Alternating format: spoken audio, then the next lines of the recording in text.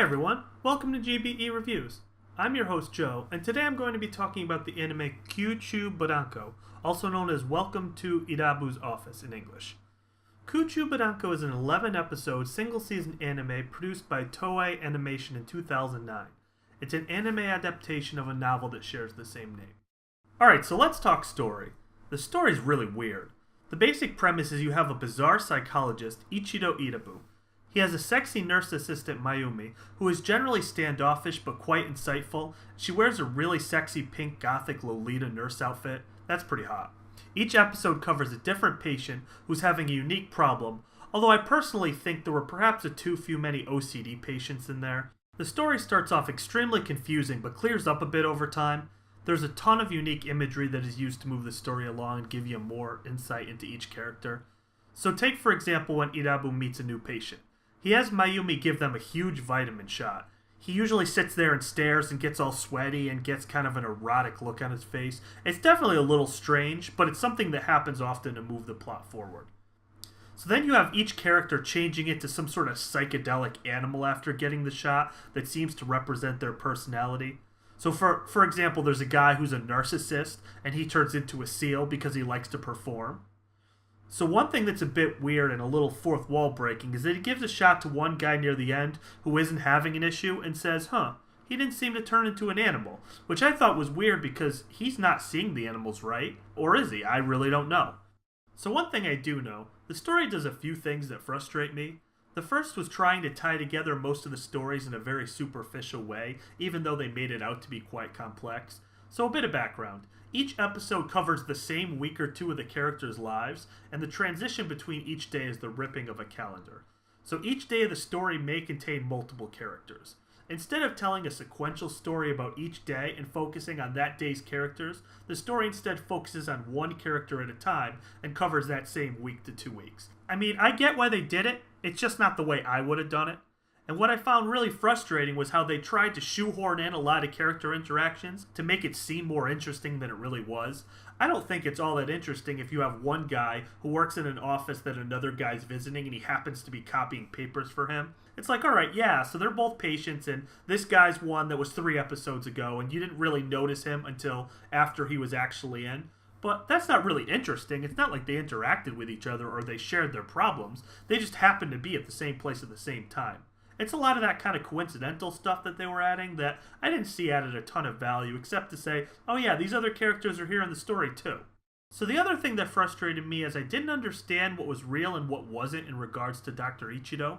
He had multiple forms, and I wasn't really sure which, if any, were the real him. In fact, many times it seemed like he was talking to the patients through their imaginations, because there was no way he could be at all those places with them in all those instances. And then, if he's all these different forms, what are they seeing? So if you're in the eyes of the patient, is he really a little boy, and then an adult, and then a guy with a weird green head? Like, it doesn't make any sense. So I got really confused about what was real and what wasn't. So one good example is where he ends up in a newspaper with a client, and it shows him with his big green head form. Could that truly be how he looks? And if so, isn't anybody wondering what the hell his deal is? I mean, the story's not guy talks to local newspaper head, it's guy with big green head exists. What's that all about? I don't know. Sometimes these artsy animes just make me feel kind of dumb. I personally think maybe a second or third watch would help clarify most of the confusion of the story. In fact, this seems like one of those anime where you get something extra out of each particular viewing, and considering it's only 11 episodes, it wouldn't be too difficult to watch a couple of times. So if nothing else, the last few episodes are really solid. The second to last features the head of the newspaper, and I think his story was heartwarming and far more interesting than most of the rest.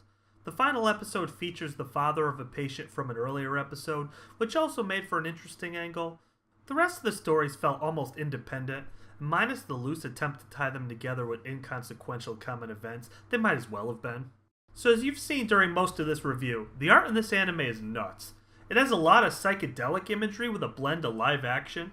Not for nothing, but this live action blending was really jarring at first, and almost made me quit the anime during episode 1. I swear when I was watching the first episode I said, oh hell no, fuck this anime.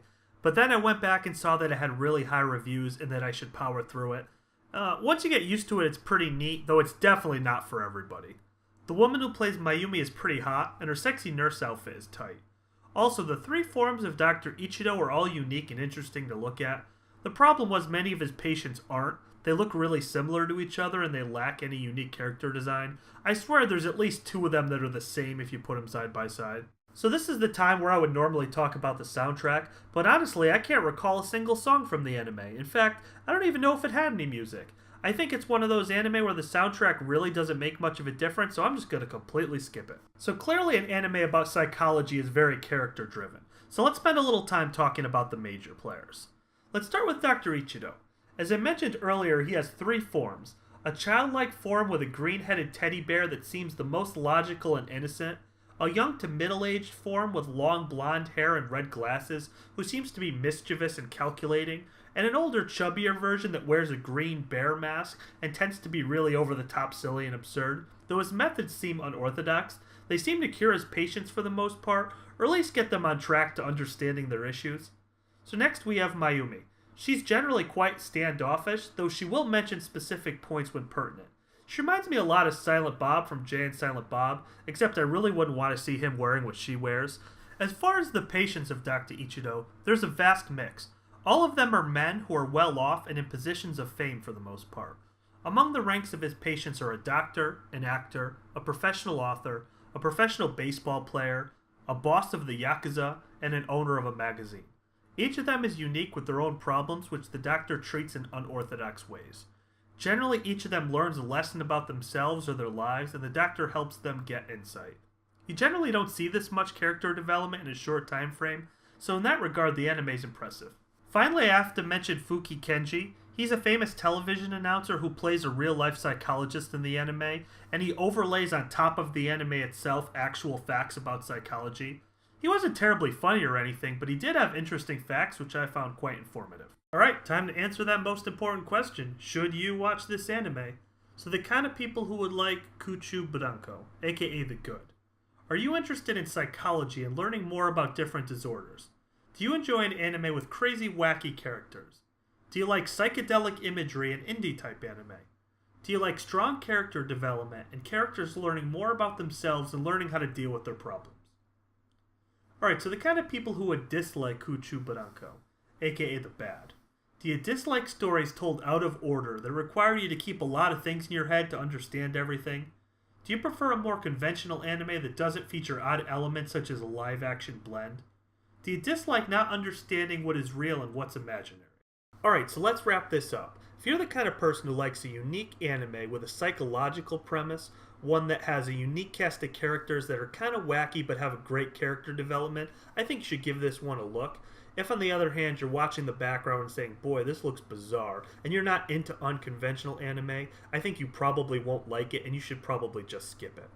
So that's pretty much it. Hopefully you found this review helpful. If so, click like, subscribe, share with a friend, stuff like that. Also, check out my OST and anime visual novel playlist for more reviews just like this. I look forward to seeing you on the next episode of GBE Reviews. I'm your host, Joe, saying to you, Jeanne. Oh, please don't let me